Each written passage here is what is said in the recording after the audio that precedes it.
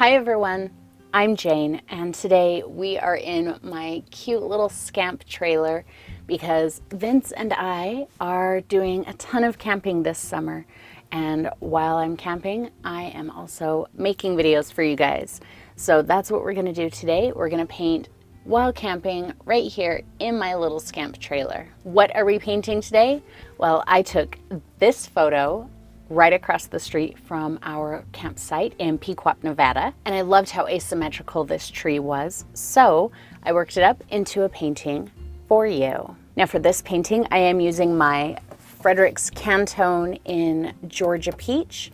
And if you'd like to check those out and grab one for yourself, there is a link in the video description below. Also in the video description below is a full list of materials that I've used for today's painting, as well as the reference image that you can download to use as well. Now let's get started.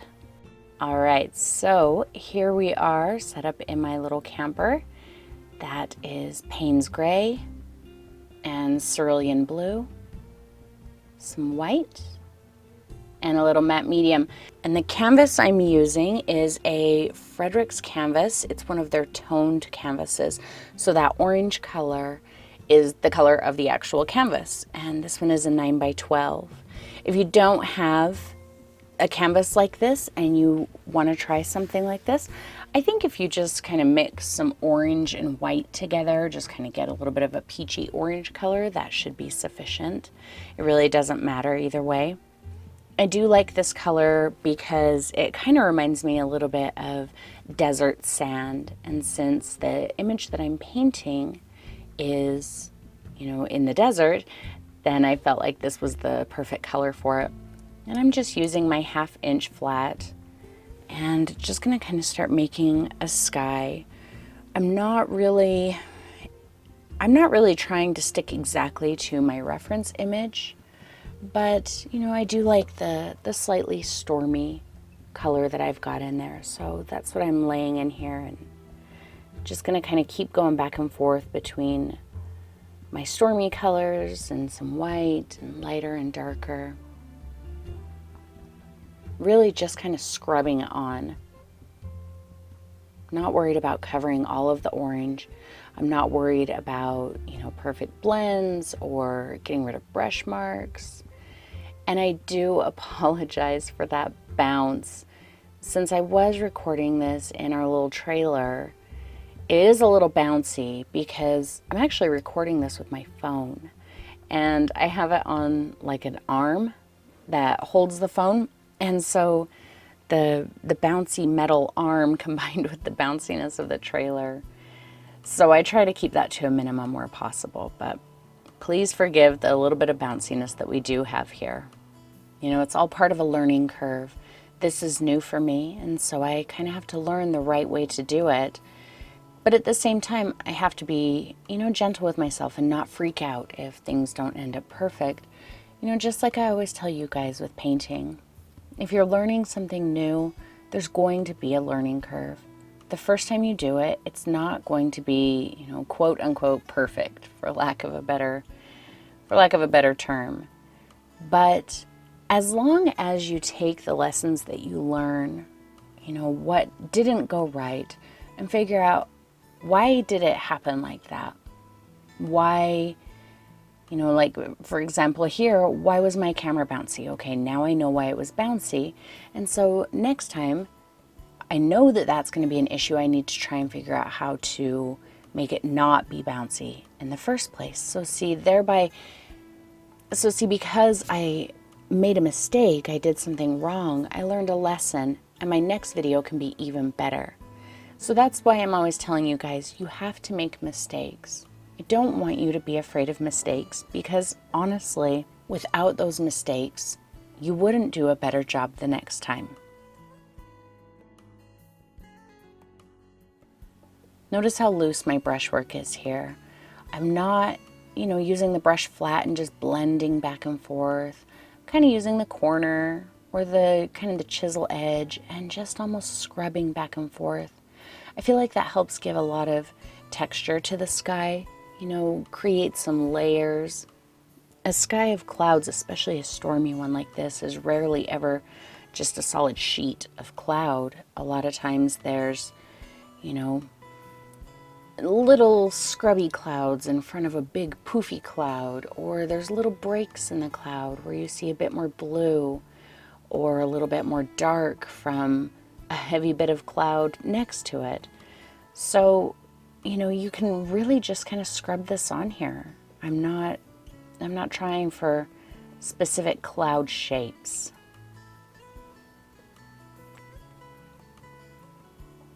And as the video goes on, I wasn't really aware of the bouncing at this point, but as the video goes on, I'm more aware of the bouncing, and so I do what I can to kind of negate that.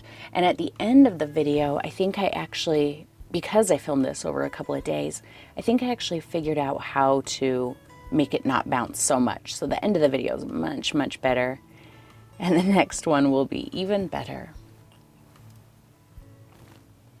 So Vince and I are going to be traveling quite a bit this summer, you know, going out in our little camper.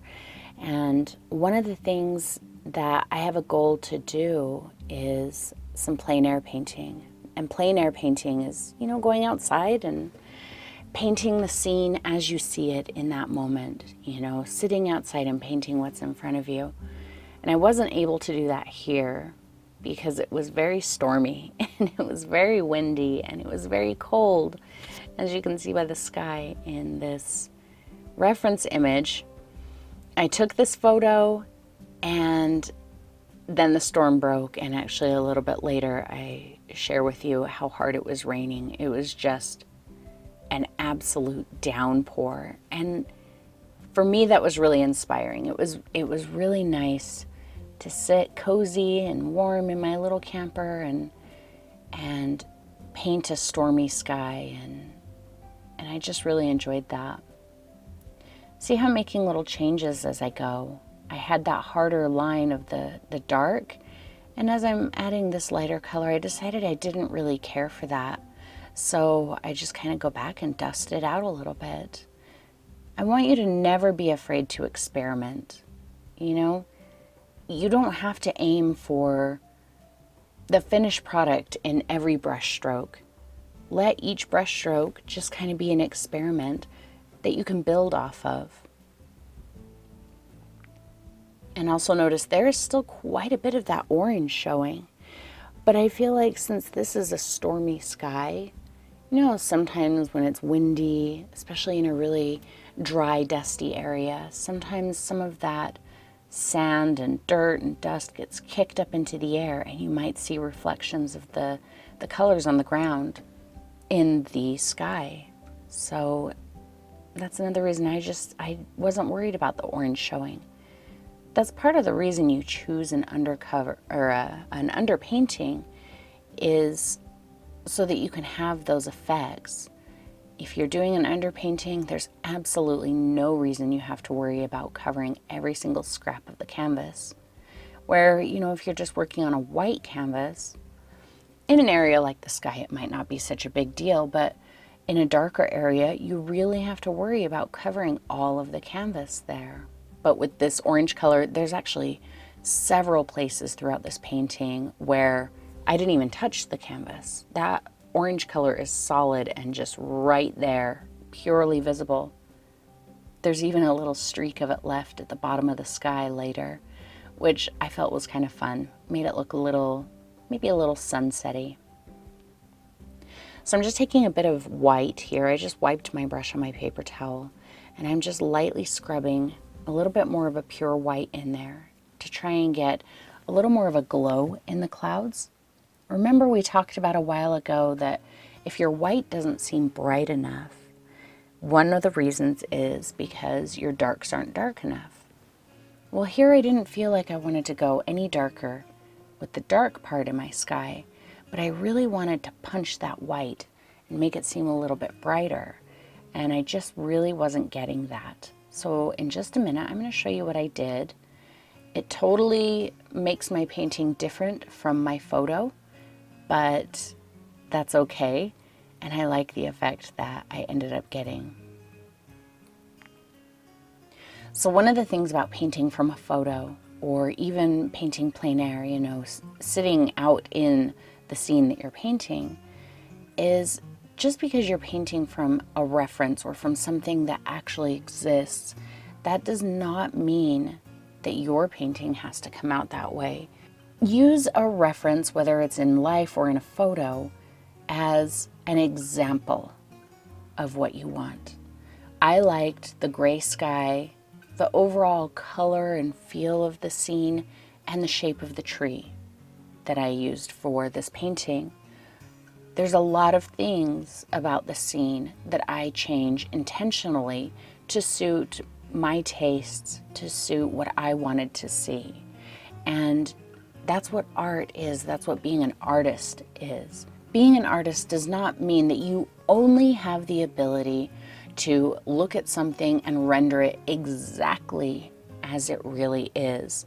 To me, being an artist is using your creativity to create something that doesn't exist.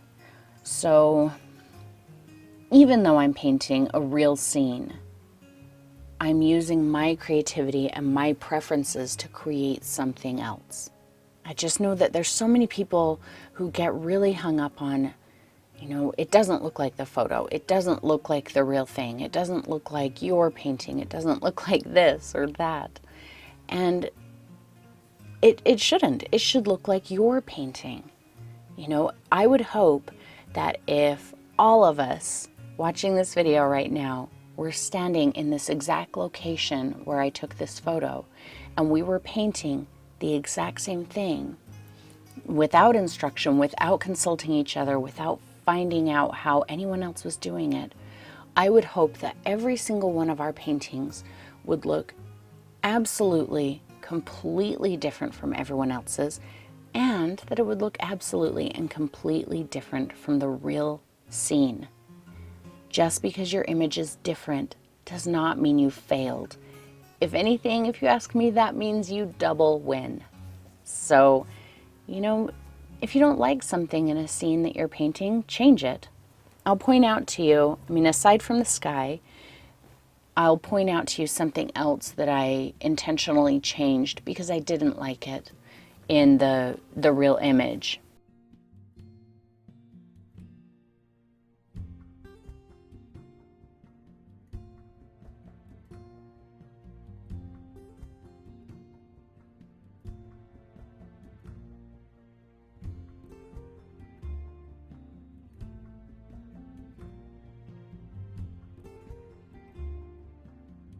Still just kind of playing with the colors and the shadows and the highlights, using lots of different types and shapes of brush strokes, different pressures on my brush, even different thicknesses of paint. I'll use very thin, transparent layers with matte medium, or I'll use much heavier layers with just a thicker application of paint. All of those things are going to lead to a much more dynamic sky, where if it's just, everything is the same brush stroke, the same direction, the same amount of paint, everything's just blended, then you get a much flatter, less interesting sky, I feel like.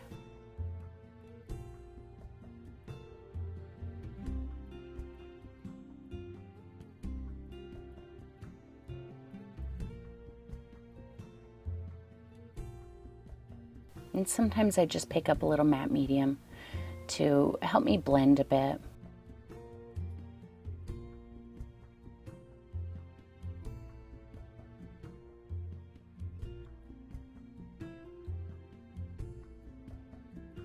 Okay, so here I'm going to take a little bit of yellow oxide, and this is where I'm going to change the sky significantly from the photograph.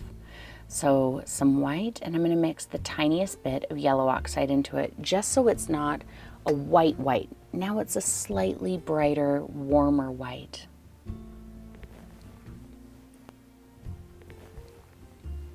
Little matte medium, and where I want my sky to be the brightest, I'm just gently putting that color in.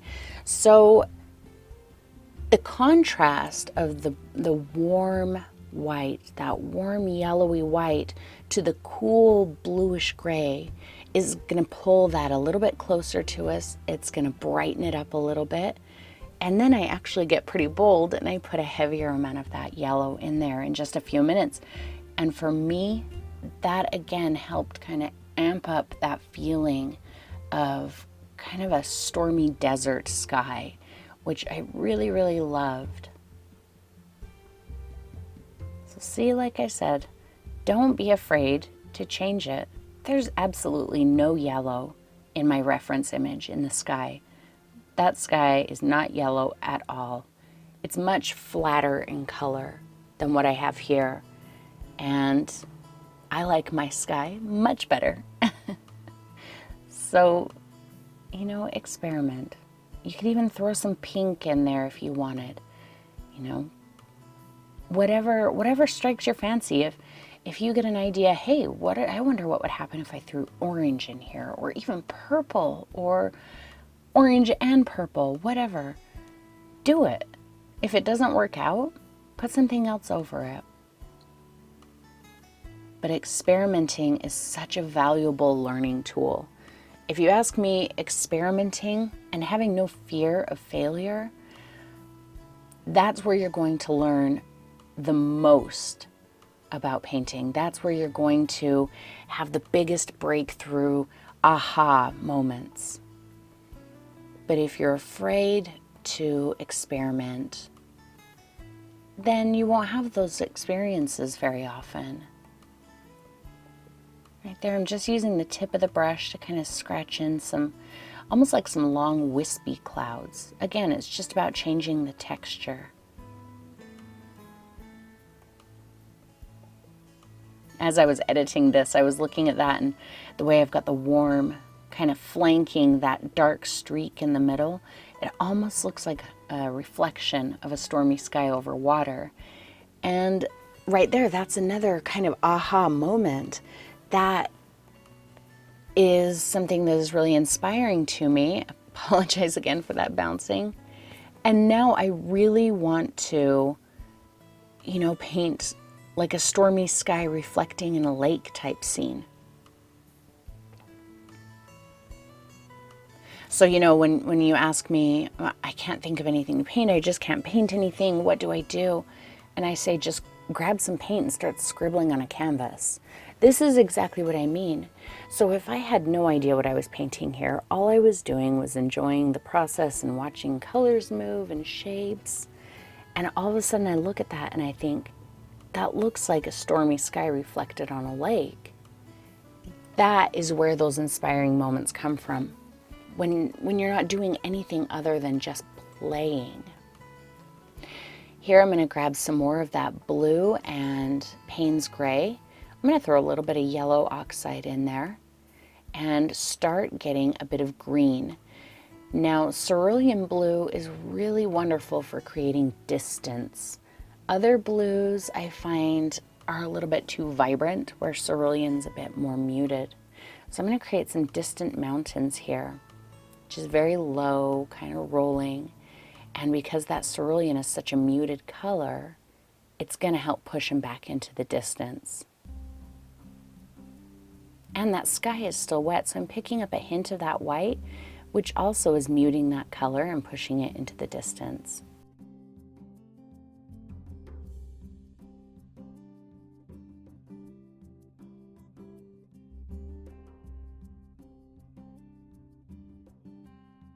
Just kind of mixing up another version of that color, a little bit lighter than the mountains, maybe slightly greener. And we're just going to kind of break it up, put a little bit of some detail into it. I'm just kind of using the very corner of my brush because I'm not necessarily trying to make something that looks like trees, but just making brush strokes that are a different orientation and a different color can help indicate things like trees or, you know, maybe just texture on the mountains, rocks, or whatever. So I'm not specifically trying to make trees.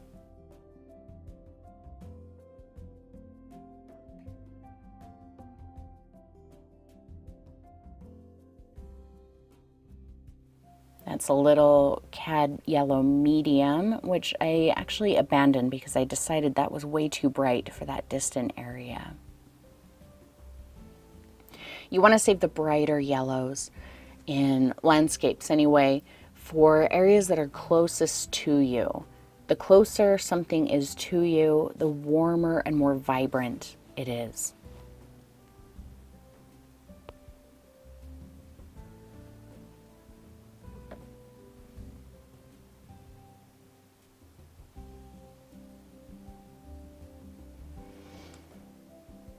And see, I'm even breaking up the top shape of the mountain a little bit. Just gonna wipe my brush off on the paper towel. And now I'm gonna go into a darker color, and I'm really gonna do the same thing. Always having a little bit of darker and lighter is gonna be really effective in creating texture.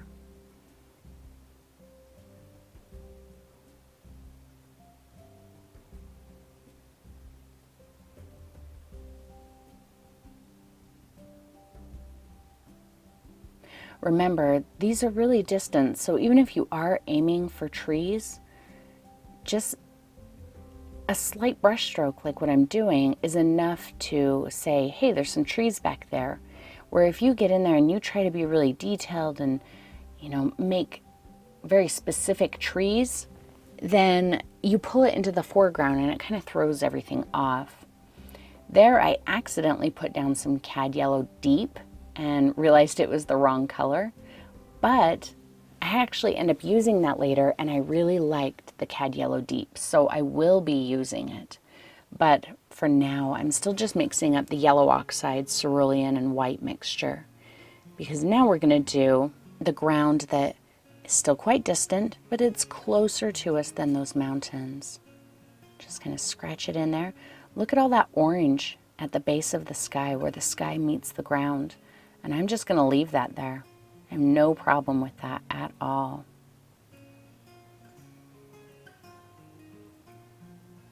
So there, if you've ever wanted to paint sagebrush, you now know exactly what colors to use. A little cerulean, a little yellow oxide, some white. Just lean the whole mixture a little closer to the side of the cerulean, and you've got a really beautiful sage green color. I am keeping just a tiny hint of Payne's Gray in there too, but that's up to you. I think the little bit of Payne's Gray in there helps it, helps remind us that it's a stormy scene. There might be a little bit of, some deeper shadows on the ground, so I'm okay with the Payne's Gray being in there. And I'm even varying up the color here. Sometimes it's a little warmer, especially as it starts getting closer to the bottom of the canvas, warming that color up a little with some yellow. Sometimes it's a little darker, a little lighter. All of the variations are going to help it seem like a real place, a real scene. So even though when I look at my image, that background area, aside from, little bits of bushes and whatnot, the overall color of it seems very static to me. It's very, very monochromatic, but I added a little bit more variation in there because it felt more real to me. Now I'm using my number 2 round, and I'm mixing the Payne's Gray and that cad yellow deep. And that's going to give me a much brighter, more vibrant green. I'm throwing a little cerulean in there just to punch it a bit more to the bright green side. And we're going to just barely dot some distant trees right there on that horizon. This is a very dark color, very, very dark. It's almost completely Payne's Gray with just a hint of green to it.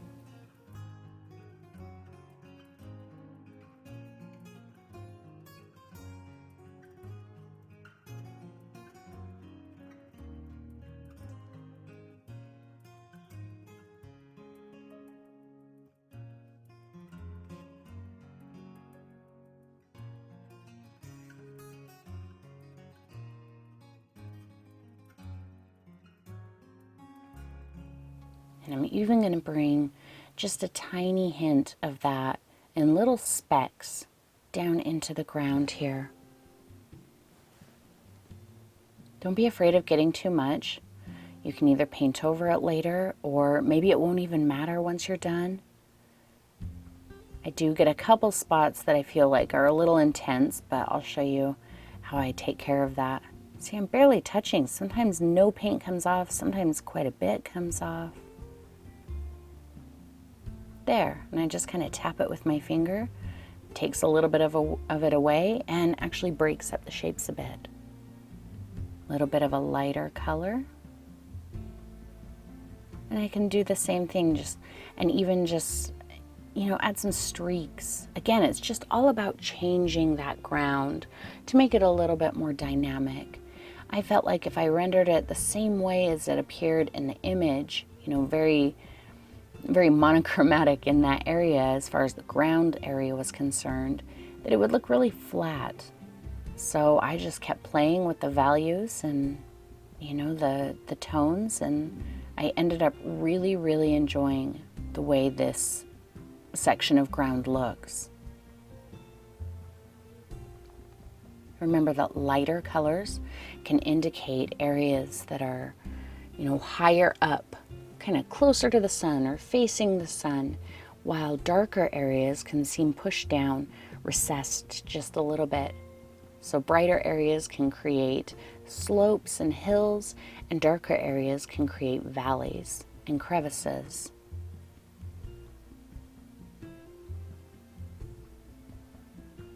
I had also no plan for this painting sitting down.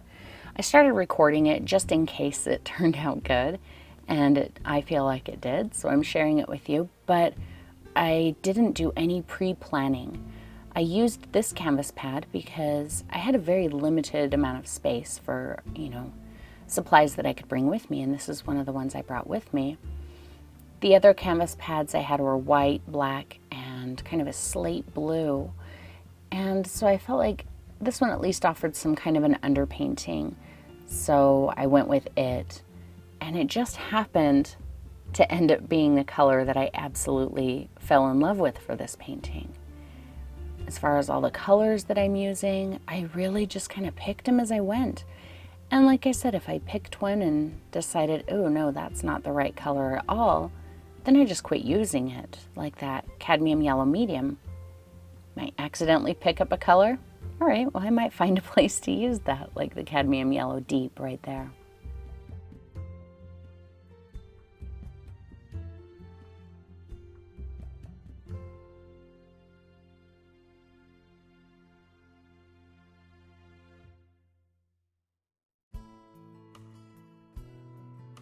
Just mixing up that brighter green again and using a different brush stroke.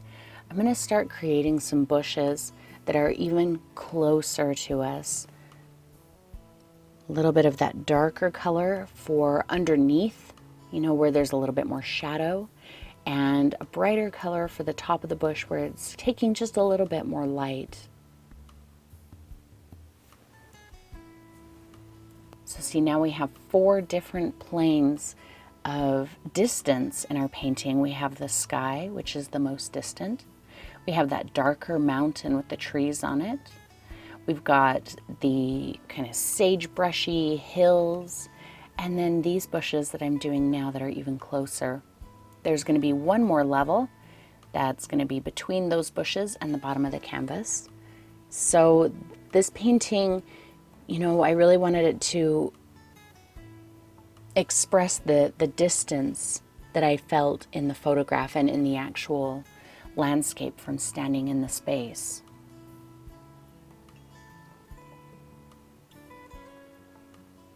Just dotting that color on. It's all very impressionistic, I'm not trying to render exact bushes, exact leaves, exact trees. I'm really just saying, here's a color, and the general shape of the brush stroke mixed with that color is going to help indicate what kind of a plant this might be. And the fact that it's shaped different than any of the other plants around it is what sets it apart as well. So when I add the sagebrush in the closest plane on the painting later, not only is it going to be a different color, it's going to be a completely different brush stroke made with a completely different brush, and that those elements will help separate those plants from the other plants.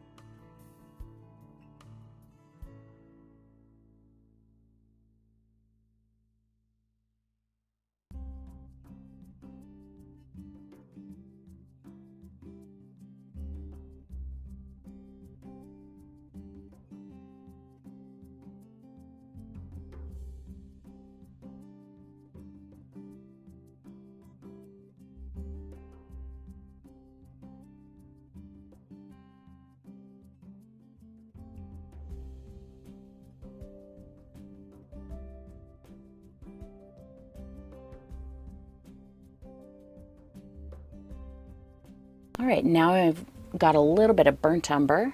I'm going to get some Payne's Gray, still using my number 2 round, I believe. Payne's Gray, burnt umber, and just a hint of white. I'm just looking for a starting point color. I don't want to start too terribly dark, but we're going to start putting our tree in. Now, in my reference image, the tree that I took the picture of, the bark was pretty much the same color. There wasn't a lot of variation. There was a little bit of some darker areas, you know, to give it that suggestion of texture. But for the most part, it was pretty much the same color. And I felt like for my painting, that would be boring. So I actually do spend quite a bit of time really creating some bright highlights and some dark shadows and creating a lot of texture in the bark and variation in the color. And I'm just using very loose brush strokes here so that that tree isn't overly smooth looking. I don't want it to be very smooth looking. It's a gnarly old juniper tree that's, you know, it looks like half of its branches broke off. And so using those short, jerky brush strokes helps ensure that the tree is going to be a little bit more natural looking. I loved how asymmetrical this tree was. You know, it was so unique. It was such an individual. And that really, you know, kind of spoke my language. I liked that it looked like it had seen some things. It probably had some stories to tell. Oh, here, I think I went to my number 4 bright because the round, I felt like the round was giving me too tidy of lines. So I went to the bright so that I could get a bit more kind of jagged, angular lines for the branches.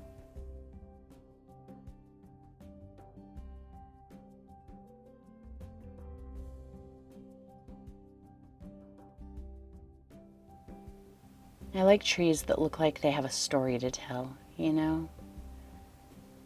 Sometimes it's not the pretty, perfect, you know, symmetrical things that are the most interesting.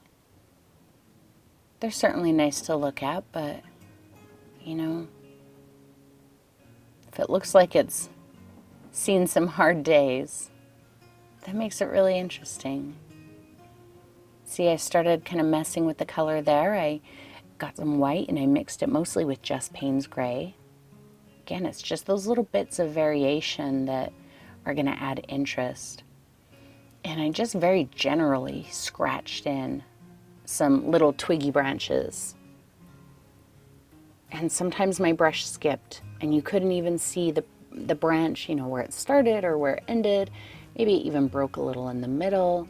All of that is okay. The tree is still a little bit away from us. It's, you know, I wasn't standing directly in front of the tree. I was still, when I took the photo, I was still probably about 50 feet away from it or more.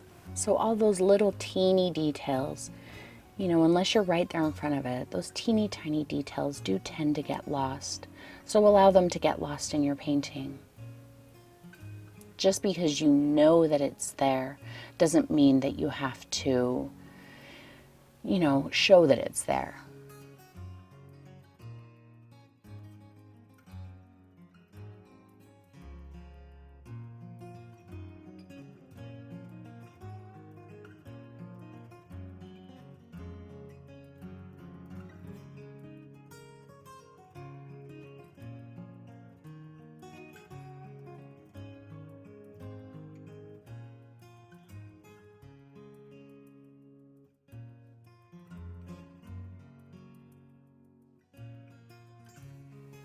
And here I got a little bit of the rain that we were experiencing. It was an absolute downpour. I think there was even a little bit of hail in there.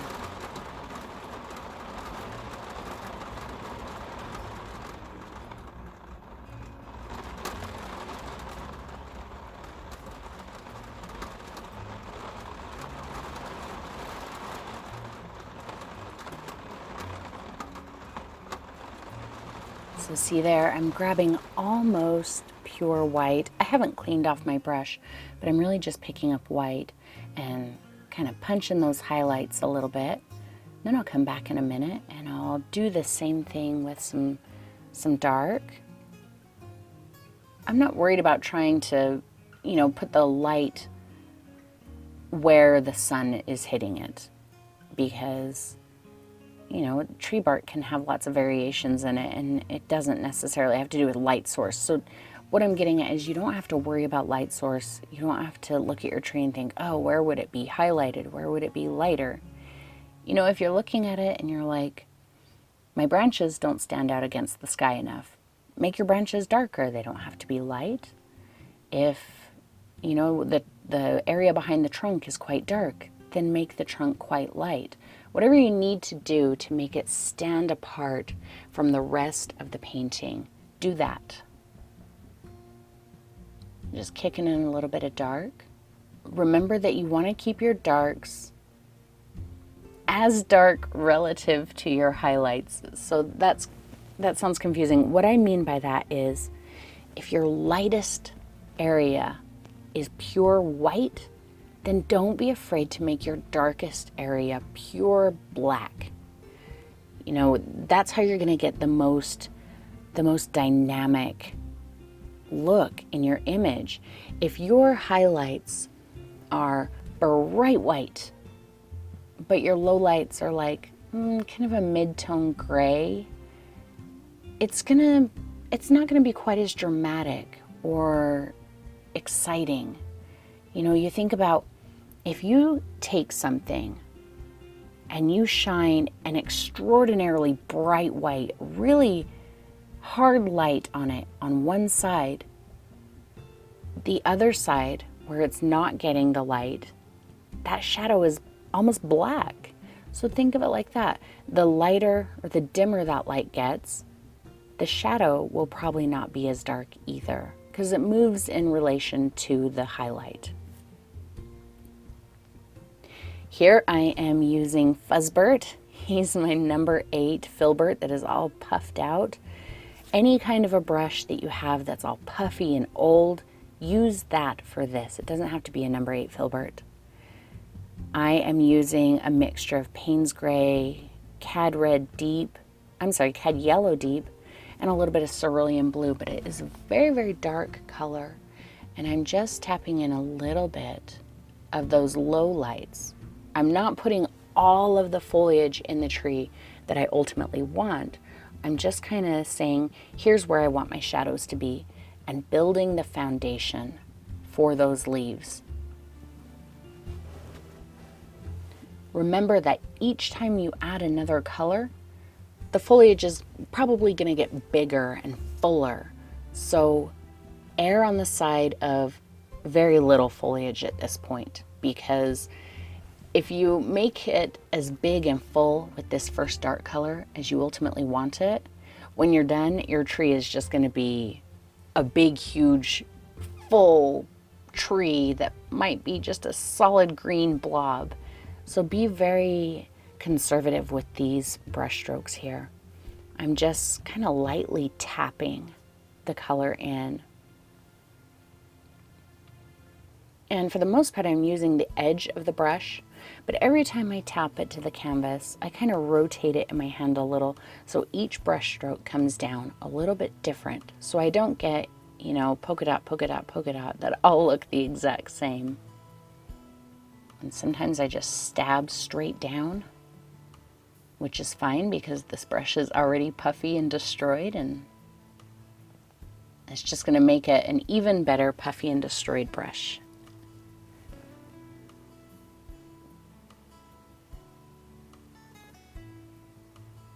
Still varying my color a little bit as I go.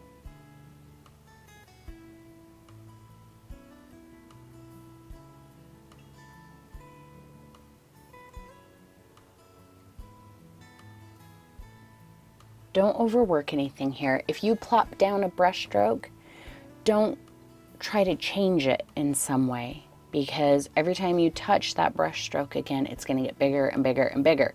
So remember, put it down and leave it alone.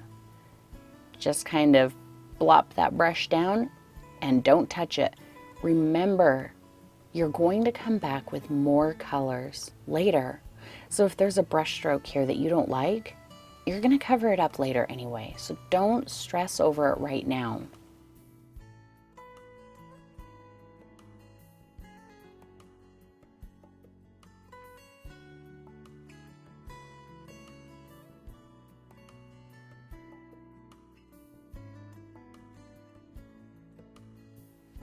I had to move to a different spot on my palette because some of that dried paint was peeling off of my palette and getting on my brush. I did paint this painting over a couple of different days, so I believe when I got to this point, I'm pretty sure that we were in a different campsite. I think we were in Wells, Nevada at this point. When I first started painting this, we were in a little campground in a place in Nevada called Pequot.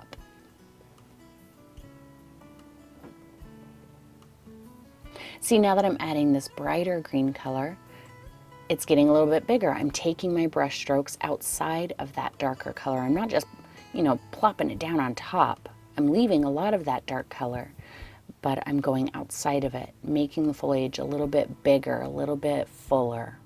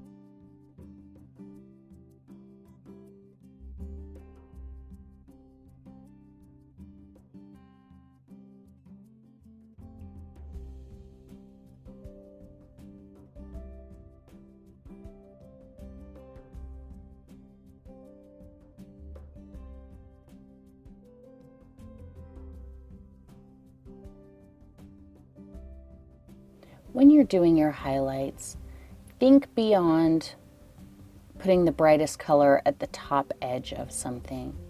If you notice here, as I'm adding this brighter green, sometimes it's right in the center of the shape. Sometimes it's at the bottom of the shape. It's not always right up at the top, you know, the top edge. And we kind of end up getting those little like rainbow shapes, right? Where we have our darker color at the bottom, and then each color is just kind of riding the top edge of that previous color. That will make things look really flat. So don't be afraid to take your brightest color and plop it right in the middle. Or, you know, put the brightest color over top of the darkest color rather than over top of the previous color. I'm back onto my number 2 round, and I'm going back into my brown and Payne's gray mixture. I'm just going to do a couple of little twiggy branches that are kind of poking out of some of the foliage there.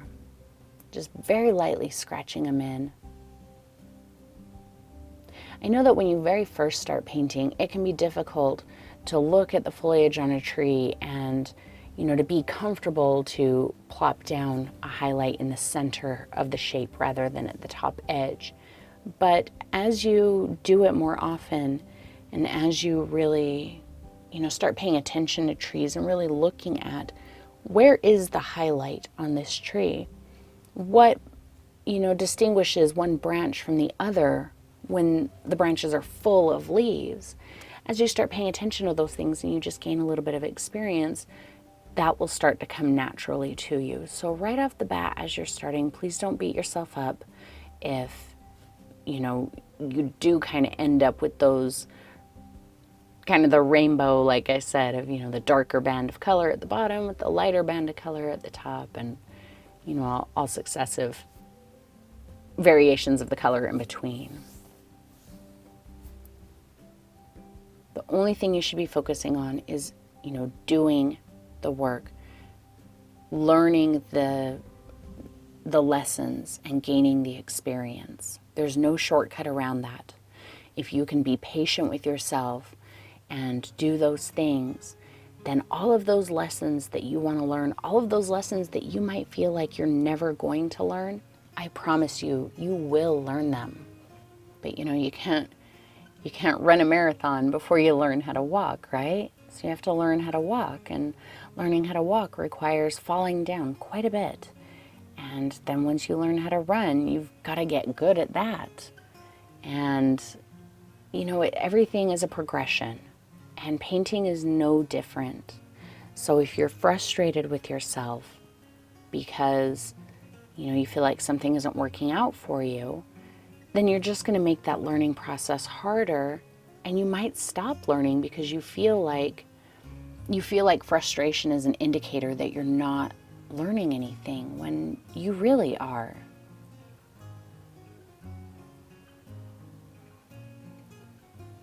I'm starting to be really super happy with this tree.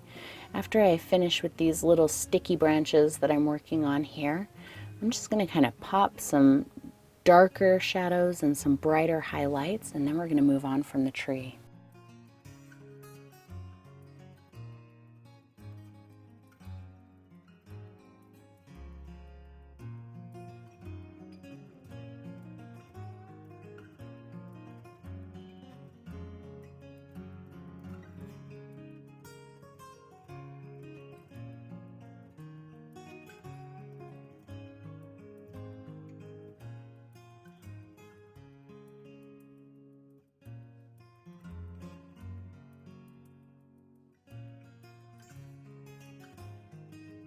Oh, and I forgot to mention that as Vince and I do our traveling, you know, we both take a lot of photos. I will be providing a package of roughly 5 photos, hopefully with each trip, to my $5 plus Patreon members. And then for my $15 Patreon members, I'm going to let them select one of the images from the package, and once or twice a month we'll get together and I will paint that one for them live.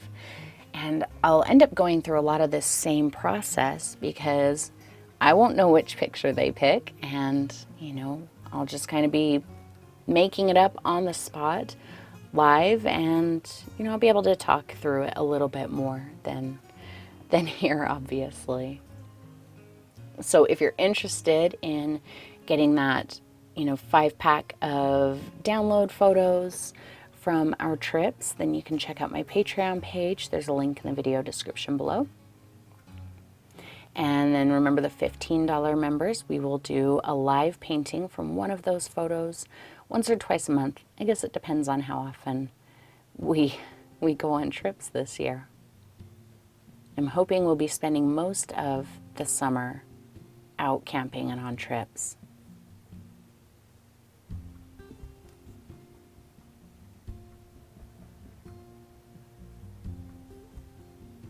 Last bit of some super dark and super light on the trunk. We'll add a little bit of that to the foliage as well.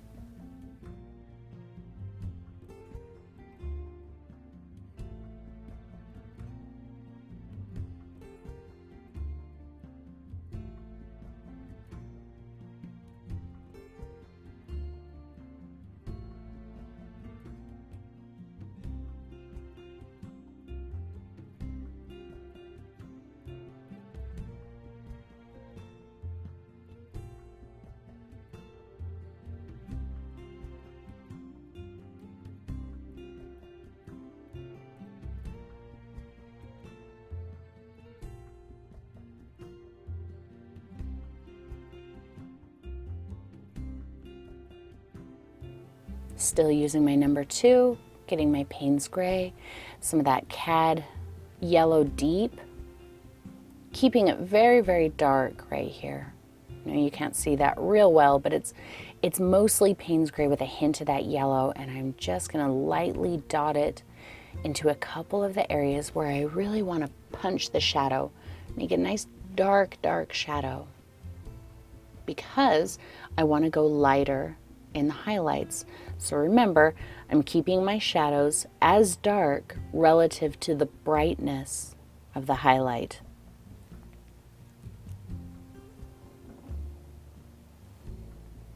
So if you want to go brighter, make your darks darker. That's the lesson there. See how dark that is?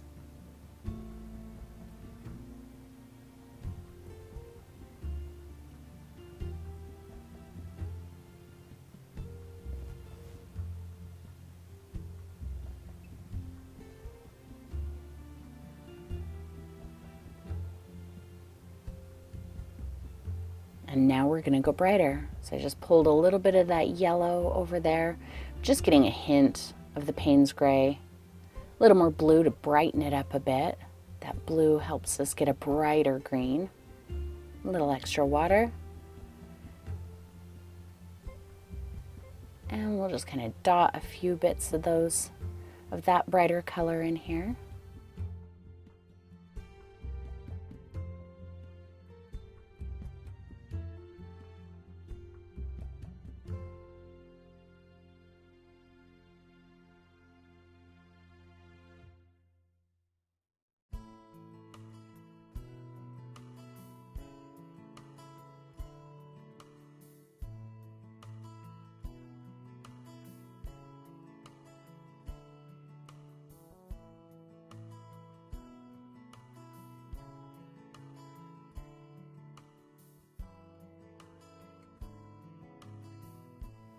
And let's throw some white in there.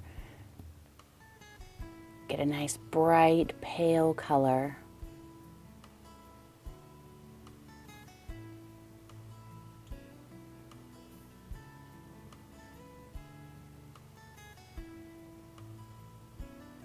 I promise the shaky table is just about done, and the next video won't be anywhere near as shaky. Quite bright there.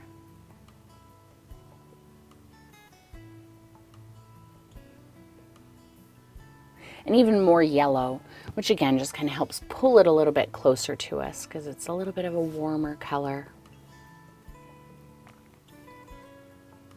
Being quite selective with where I put it. I'm not putting it on the entire tree, just on a few little areas.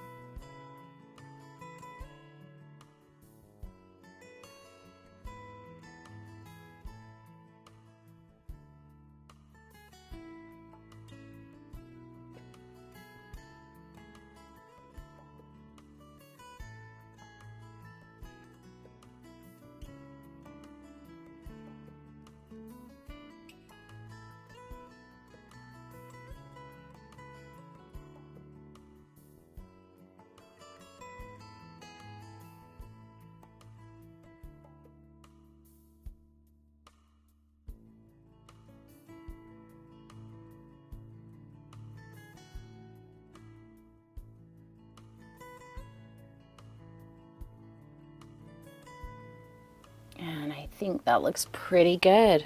Some nice bright pops in there. Counterbalances that super dark shadow, and I'm really happy with the way this tree looks. So let's move on to the ground. So here we are. This is a completely different day, as you can tell, and I figured out a different way to hook up my camera so it shouldn't be quite as bouncy. We're going to start with just a bit of the cerulean and a little bit of the yellow oxide. More yellow oxide, obviously, than the cerulean. We're going to keep this color quite warm because it's going to be in the foreground. It's closest to us. A little hint of white. And this is a pretty thin paint mixture. I don't have a ton of paint.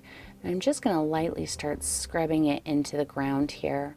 I'm not worried about trying to cover up all of that orange. A lot of it is still going to show. I'm just changing the overall color of it a little bit, maybe creating a hint of texture in that ground.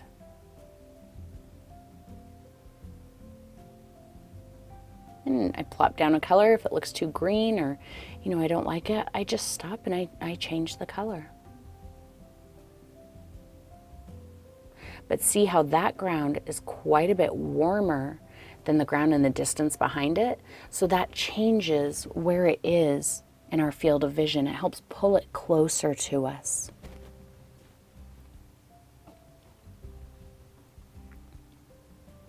I'm going to throw in a little bit of Payne's Gray again, just to get a bit of variation. I like the variation of color.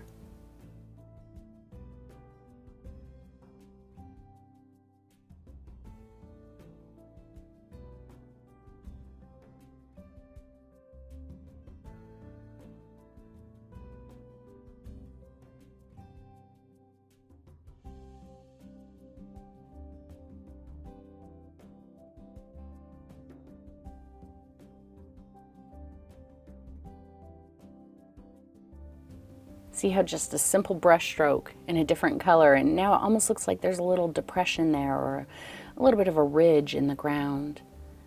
It just changes the ground so it's not perfectly flat.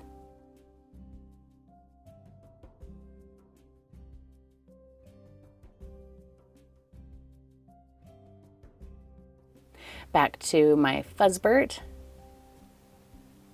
and I'm going to start mixing up that sagey color again. So I've got my cerulean and my yellow oxide. We're going to go a little heavier on the side of cerulean. Here's one of the areas where I start off with one color and then I decide to change it. So I'm actually starting with my lighter sagey color, and then I decide I want to go dark. So I go to almost straight Payne's Gray in just a moment, but with a hint of that sagey color in there still.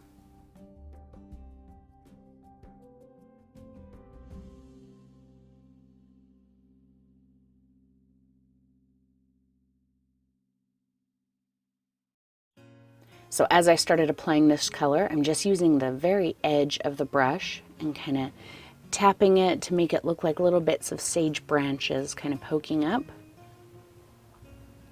like that. And see, I decided that's way too light, so I'm going to go right into the Payne's Gray and darken it up substantially. I want to get the shadows of the underside of the bushes before I do the highlights.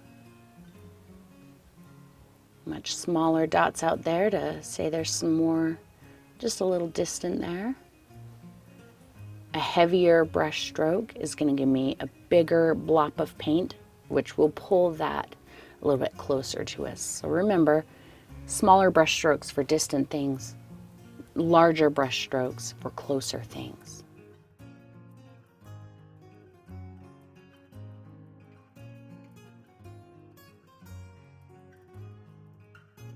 See, that's just kind of a medium brush stroke.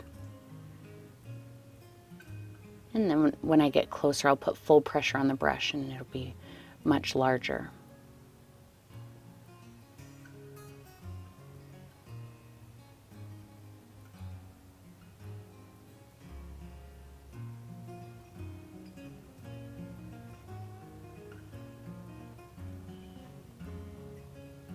Next time I hope to be able to give you a little bit of video footage of the actual place that I'm painting. We're actually home right now. we were going to be out for quite a bit longer, but we decided to come home because we had some things with our car that we needed to change. So we'll be going out soon again, and I really hope to, do some more videos like this for you guys. I love painting like this, and I really want to bring that to you as well. Sometimes when we look for inspiration in the same old places, our inspiration can get a little stale. And I kind of felt that with me. There were a lot of images that I thought, oh, I'd like to paint that, but it just felt stale because it was the same stuff that I always look at, the same sources that I always go to. But being outside and in nature and in places that I'm not familiar with, and seeing, trees or weather systems or anything like that that I'm not typically familiar with, is really inspiring, and it kind of helps you tap into a new well of creativity. And so that's really what I'm excited about this year. That's what I want to share with you, and I hope that you take advantage of those things as well, and get outside of your typical inspiration sources. Even if that just means going to the park around the corner from your house, or opening your bedroom window and painting the tree in your backyard, whatever that is, I hope that you look at your inspiration in a slightly different way and look for it in different places. I think that that's why a lot of times we get kind of blocked up when we think, oh man, I can't paint anything, because our inspiration sources get stale. So mix it up. Get inspiration from someplace completely different and see if that helps. Now I added quite a bit of white in, and I'm doing the same thing. I'm starting to add the highlight colors for those little sagebrush bushes there in the front.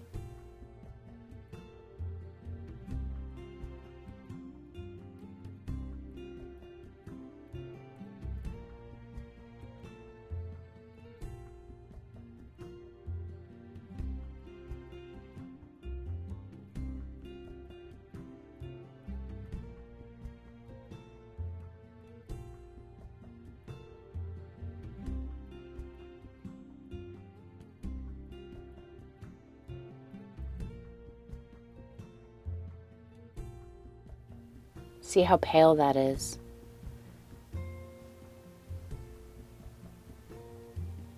It's a very, very light color.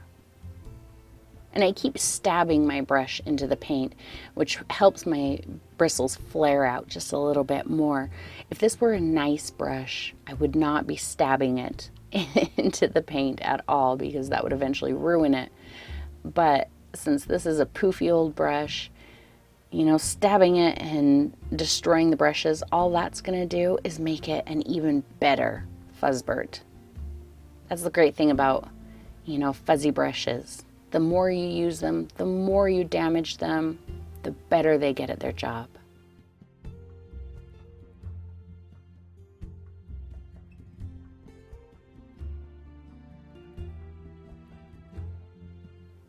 Now, I kind of started feeling like I was losing something here. I was losing the shape. Everything kind of started blending together. And that can be a point of frustration, at some point, if you're like, this just looks like a blob. So think of ways that you can change that. And I'm going to show you what I did here in just a moment that I feel like really helped it look a little bit more like individual sagebrush bushes.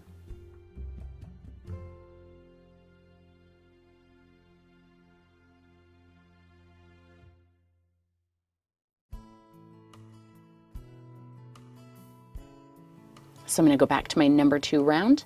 I'm going to get some Payne's Gray and bring it over here to my burnt umber. Mix them in there.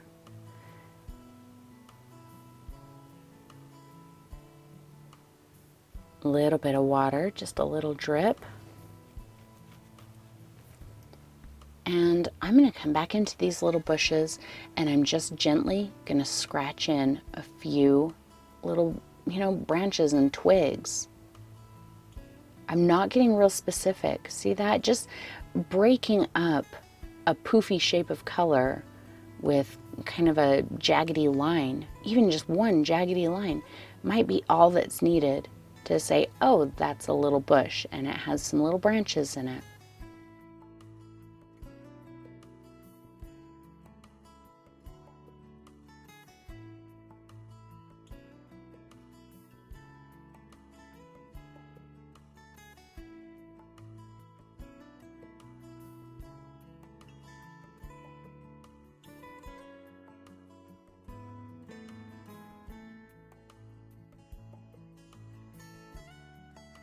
Just going all throughout here, just adding them here and there. Not every bush needs any of it.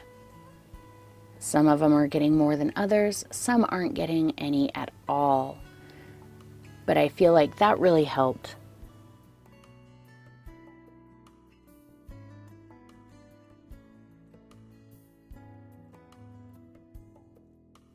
Remember to plant your hand if you need the help with the pressure. Put your hand down on the table or on your canvas in a way that, prevents you from pushing harder on your brush. And then you can get these little scratchy lines.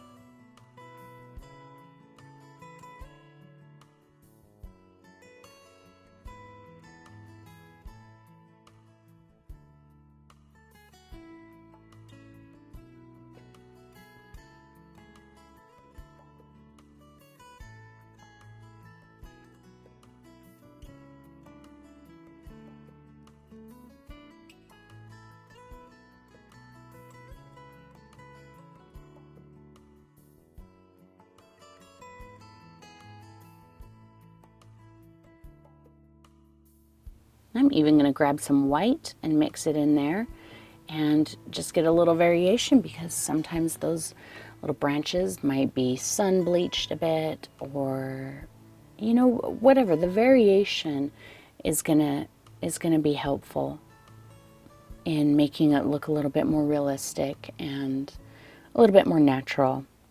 So even if you don't specifically see any of these branches when you look at it after it's completed, the little bits of them that are there, it really does help break it up visually.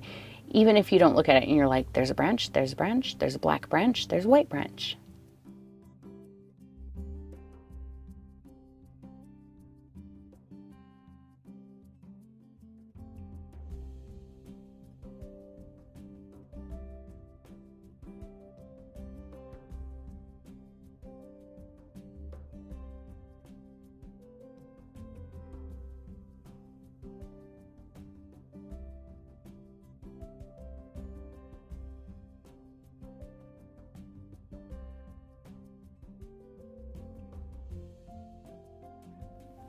Back to Fuzzbert, I'm going to pick up some white and mix it in with that pale color. So this is a very, very pale color. And I'm just going to tap in a few areas that are very bright on here. Very few.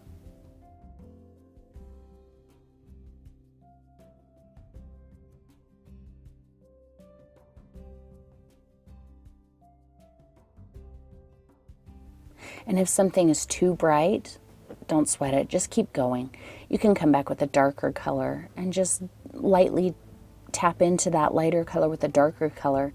And even if you don't completely cover it, just breaking it up a little bit will help knock it back. And in fact, I'm going to do that exact same thing here in just a moment. There were a couple areas that I felt like I got too bright, or it was just too big of a blob of the bright color, whatever. So I do actually come back and do that in just a moment.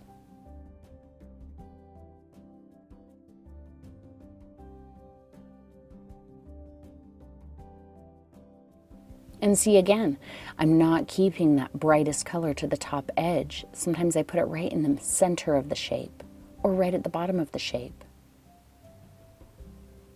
See right there, I put it right over the bottom of the shape.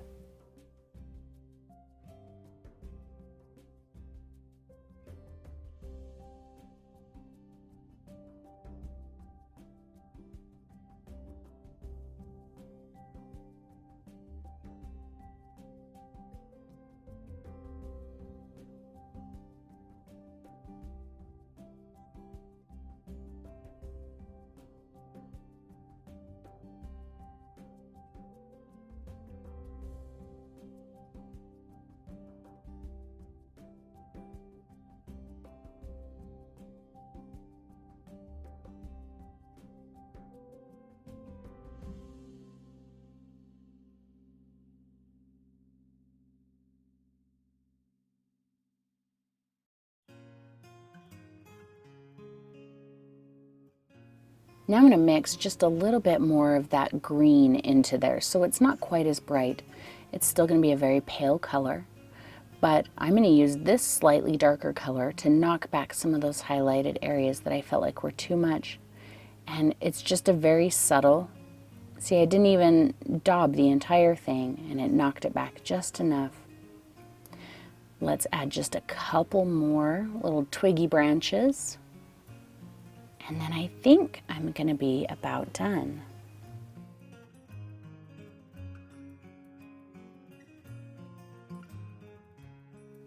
Some of those twiggy branches got covered up with the lighter color, and you know, just creating the layers like that gives the depth. So you can see where some of them exist completely inside of the plant. Some of them exist inside but also come out. And some of them exist on the outside of the plant. And that's what's going to give it that a little bit more of a three-dimensional look rather than just a flat, here's a blob and it's got some sticks on it.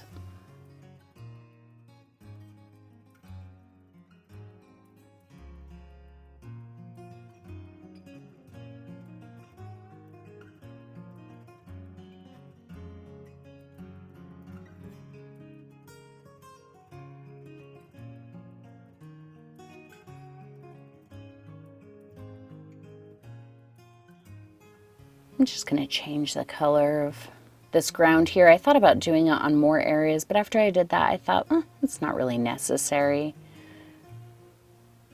Clean off my brush. And I'm going to mix up some of that brighter green. So my Cad Yellow Deep and some Payne's Gray.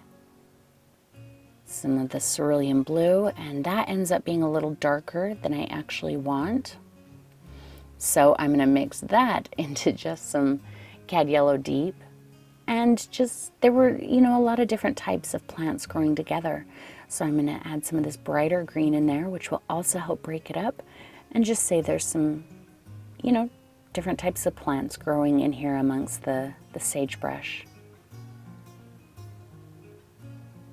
If you're not familiar with sagebrush, I grew up in the desert, so you know, I've always known sagebrush, but if you're not familiar with sagebrush, it's not only just a gorgeous color, but it smells divine. So if you ever see it, just pull off a couple little leaves and kind of crush it between your fingers and smell it. And it's almost like a nice mix between, I would say it's a very slight pine type scent, but also a little bit of a peppermint type smell, but it's a very soft smell. It's really, really pretty.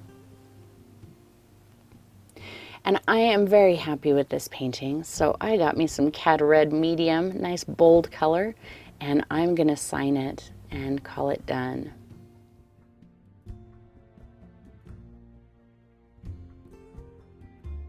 And there is our spring in the high desert. I hope you enjoyed painting this with me and learning a little bit about my process from painting directly from a photo.